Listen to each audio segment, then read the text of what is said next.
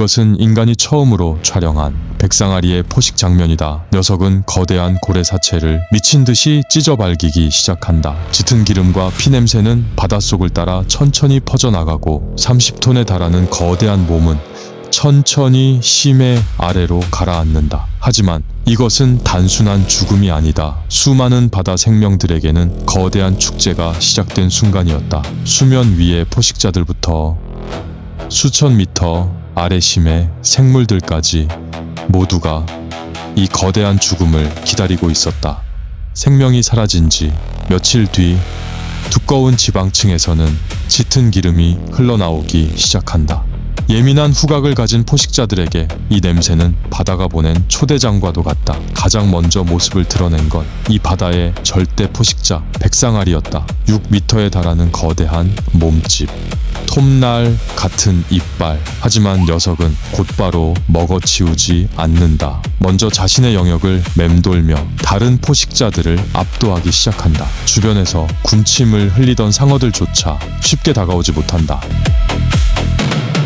그리고 마침내 백상아리는 가장 기름지고 열량이 높은 부위를 물어뜯는다. 거대한 살점이 뜯겨나가고 막대한 에너지가 녀석의 몸으로 들어간다. 충분히 배를 채운 뒤에야 녀석은 자리를 떠난다. 그리고 그 순간 억눌려 있던 다른 포식자들이 한꺼번에 몰려들기 시작한다. 수많은 상어떼는 고래의 지방층을 순식간에 뜯어먹어 치운다. 기름을 잃은 몸은 점점 무거워지고 거대한 사체는 차갑고 어두운 심해 아래로 천천히 추락하기 시작한다. 심해로 떨어진 지 25분 후 진짜 심해의 주민들이 모습을 드러낸다. 햇빛조차 닿지 않는 수천 미터 아래 먹을 것이 거의 없는 그곳에 거대한 고기 산 하나가 떨어진 것이다. 고대 생물처럼 생긴 심해 상어들은 어둠 속에서 천천히 모습을 드러내고 망설임 없이 고래의 살점을 물어뜯기 시작한다.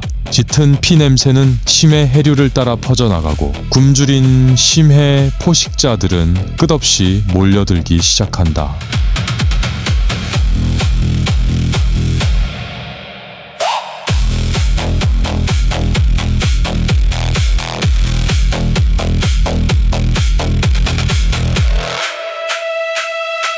그리고 그 순간 한 가지 사실이 드러난다. 거대한 탄생이 있다면 언젠가 마지막도 찾아온다는 것.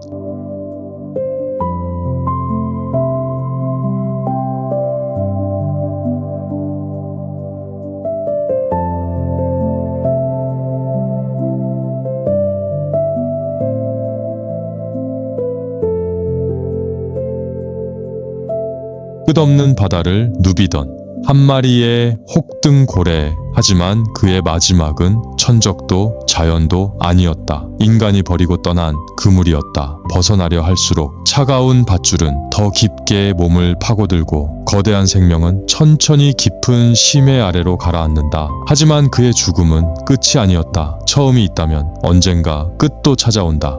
피고 지는 꽃처럼 가장 아름다운 순간도 영원하지는 않다. 찬란하게 피어난 꽃잎처럼 시간 앞에서 결국 조용히 시들어가고 바다를 가르던 거대한 생명도 언젠가는 마지막 숨을 내쉰다.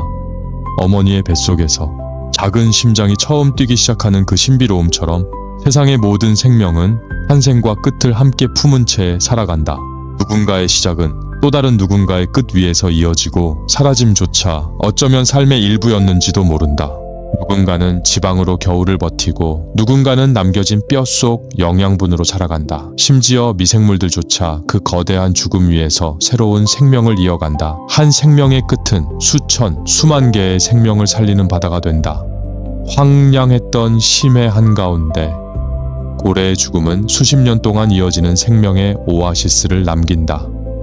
그래서 자연은 죽음조차 헛되이 흘려보내지 않는다.